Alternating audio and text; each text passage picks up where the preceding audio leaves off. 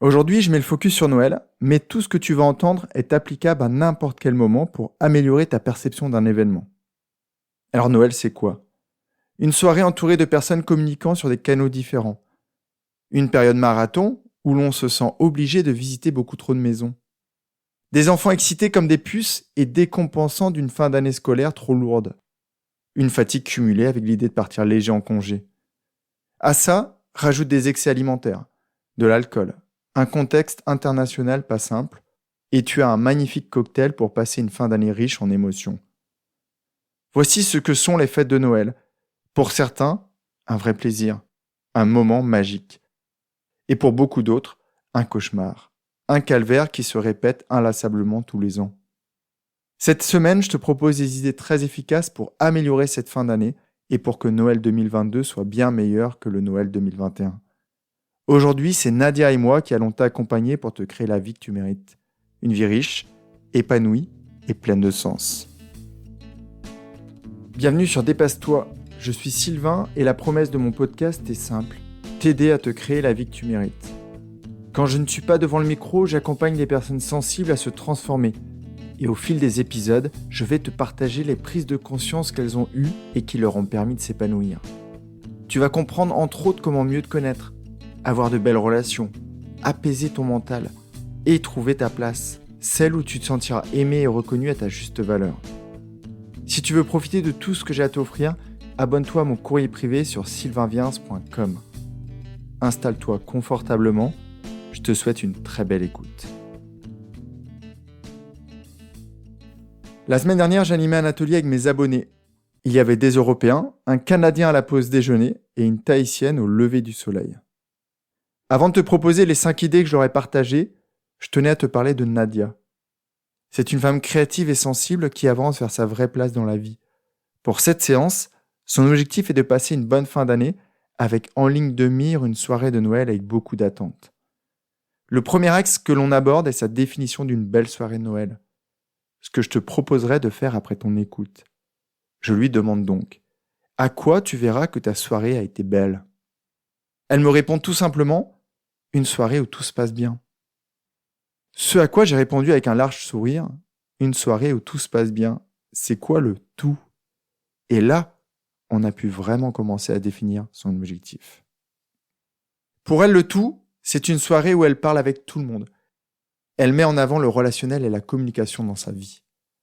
Je lui demande donc d'expliciter tout le monde, et j'apprends qu'ils seront 20 autour du sapin. Nadia et moi sommes sur la même longueur d'onde, et nos séances sont légères et efficaces. Je la connais très bien, et je sais qu'elle aime les discussions vraies, profondes, authentiques. Je lui propose un angle de vue irréaliste. Donc Nadia, tu veux parler avec tout le monde, ce qui fait 19 personnes. À ton avis, de combien de temps as-tu besoin pour parler des sujets qui t'intéressent? Et elle me répond, comme ça, 20 minutes. Oui, c'est ça, je pense qu'il faut compter 20 minutes minimum par conversation. Et encore avec certains, on pourrait parler des heures. Je reprends la parole. 20 x 15 égale 300. Donc au minimum, c'est 5 heures.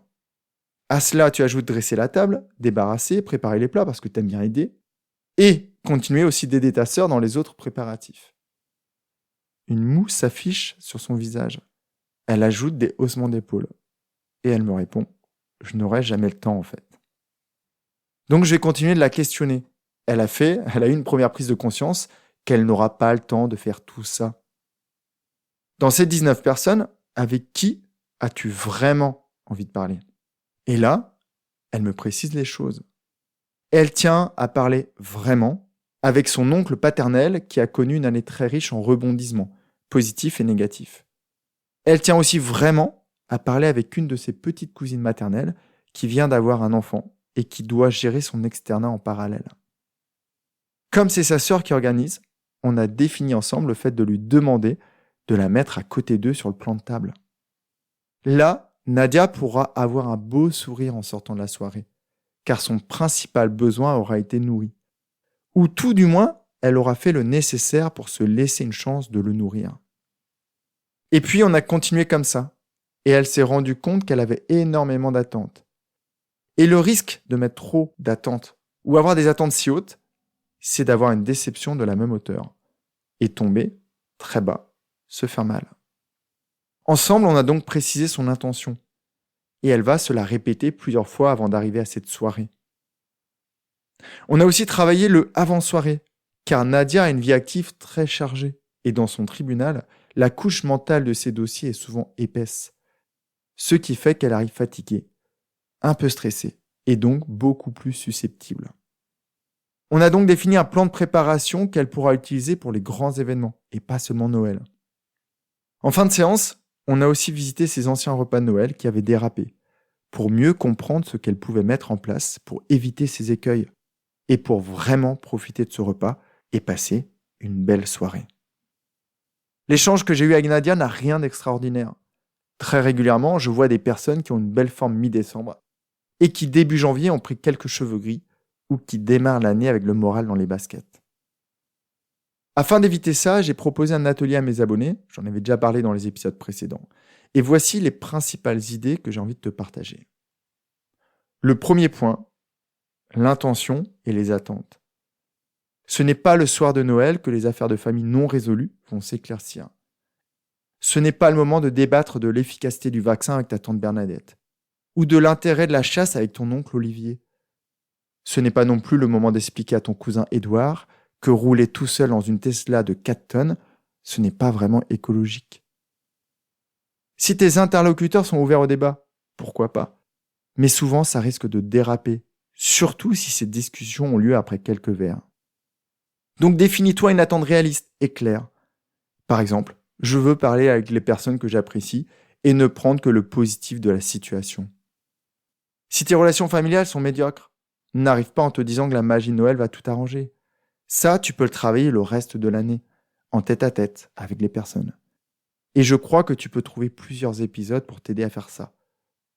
Dans les notes de l'épisode, je te remettrai quelques précisions quant aux épisodes que tu peux réécouter pour faire ça. 2. Le cadre. Tu connais ton rythme. Tu sais de quoi tu as besoin. Alors continue, même dans cette période très chargée de l'année.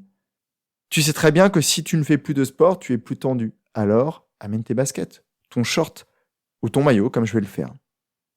Si tu sais que manger lourd le soir te plombe la nuit, sois raisonnable et pense-y quand on te propose une autre boule de glace à la vanille ou un after eight en fin de repas. Ajoute ça au point numéro 1, à ton intention, pour que tu précises vraiment les choses. Je fais attention à ce que je mange, par exemple. Si tu sais que la méditation te fait du bien, mets ton banc dans le coffre de ta voiture ou ton tube à bulles de savon. Conseil qui nous est venu de Bora Bora. Et moi, j'ai envie de rajouter quelque chose. Si tu fais des bulles, imagine que tu rejettes dans les bulles tes émotions, celles que tu ne veux pas ressentir à table. 3e point, les cadeaux. Ça, c'est un vaste sujet qui revient très régulièrement. Pas seulement le fait d'en offrir, aussi les recevoir. C'est incroyable les nœuds mentaux que certaines personnes se font en ayant peur de ne pas choisir le bon cadeau ou en ne sachant pas quoi acheter. Ou encore en craignant de décevoir les personnes qui vont leur en faire. Tu peux supposer les choses. Tu peux te faire des plans sur la comète ou tout simplement oser demander. L'idée, c'est de bien connaître les personnes à qui tu offres des choses, car là, tu sais ce qu'ils ont vraiment besoin. Pour la difficulté à en recevoir, tu vas devoir découvrir ta valeur. Et c'est comme pour les compliments. Quand tu auras compris que tu mérites beaucoup, recevoir des compliments ou des cadeaux, quelle que soit leur valeur, ce sera simple et agréable. La 4e idée, c'est jouer sur la durée et sur l'intensité de l'événement. Si passer une semaine dans ta chambre étriquée d'enfant ne te convient pas, loue un B&B à proximité. Et si cela n'est pas possible, aère-toi régulièrement. Va visiter les personnes que tu as vraiment envie de voir pour te ressourcer. Ne te limite pas aux visites obligatoires de Tata Gertrude et ses problèmes de santé, ou du cousin Gérald et sa collection de moi, j'ai, je suis, et de toutes les réussites qui te paraissent superficielles. Pour beaucoup trop de personnes, cette période est un marathon. Or, elles ne sont pas capables de tenir la distance. Alors l'idée, c'est de la raccourcir ou de faire des pauses régulières. Tu peux aussi te préparer en te conditionnant mentalement, avec l'intention du point numéro 1, ou en voyant cette période comme un moyen de travailler ta patience et ta tolérance. La 5e idée, mets-toi dans un bon état d'esprit. Si tu me lis ou tu m'écoutes régulièrement, je t'ai expliqué plein de fois cette technique. Ton cerveau ne différencie pas le réel du virtuel. Par exemple, là, si tu étais à Bora Bora, tu entendrais les vagues. L'eau qui masse le sable. Devant toi, tu verrais un bleu délicieusement turquoise. Tu sentirais le soleil te caresser la peau. Et sûrement, tu te sentirais détendu, relaxé. Si tu étais sur un lac gelé au Canada, avec Marc, Morgan ou Benoît, tu verrais une étendue de glace. De la neige partout dans les rues. Tu entendrais le doux bruit des lames qui glissent sur la glace. Les cris d'enfants se lançant des boules de neige. Et tu te sentirais rempli de vie et de joie. Tu peux faire pareil de Belgique, du Luxembourg ou de France. Pour ça, tu as juste à choisir le moment opportun, à fermer les yeux et à imaginer une scène qui te plaît. Et alors, tu te mettras dans l'énergie et l'émotion que tu désires, celle avec lesquelles tu aimerais passer la soirée. Avant de pousser la porte d'entrée de ta sœur, de tes beaux-parents ou du cousin, rejoins ce lieu imaginaire quelques instants et reviens là. Et tu verras que tu auras le bon état d'esprit pour que la soirée se déroule au mieux. Je te redonne les 5 points. Définis une attente, une intention claire. À quoi va ressembler ta soirée, celle qui va te ressourcer. Le deuxième point, garde un cadre qui te va bien durant le reste de l'année, afin que tu sois physiquement dans des bonnes conditions. Troisième point, ne fais pas tes cadeaux à la dernière minute et prépare-toi à en recevoir des biens et peut-être des moins bien. Quatrième point, joue sur la durée et sur l'intensité. Si tu es un sprinter, ne pars pas pour un marathon. Et enfin, le dernier point, choisis l'énergie dans laquelle tu veux être et fais l'exercice que je t'ai proposé. Si tu t'abonnes à mon courrier, tu pourras me demander le lien du replay et c'est avec un grand plaisir que je te l'enverrai. En attendant, j'espère que la magie de Noël va s'inviter dans ton cœur et au pied de ton sapin. Et surtout, qu'il y restera encore un peu pour le début de l'année prochaine. Pendant les vacances, je vais sûrement te proposer quelques rediffusions. Et puis, dès le 2 janvier, je reviens dans tes oreilles avec des épisodes inédits pour que 2023 soit vraiment le début d'une nouvelle vie pour toi.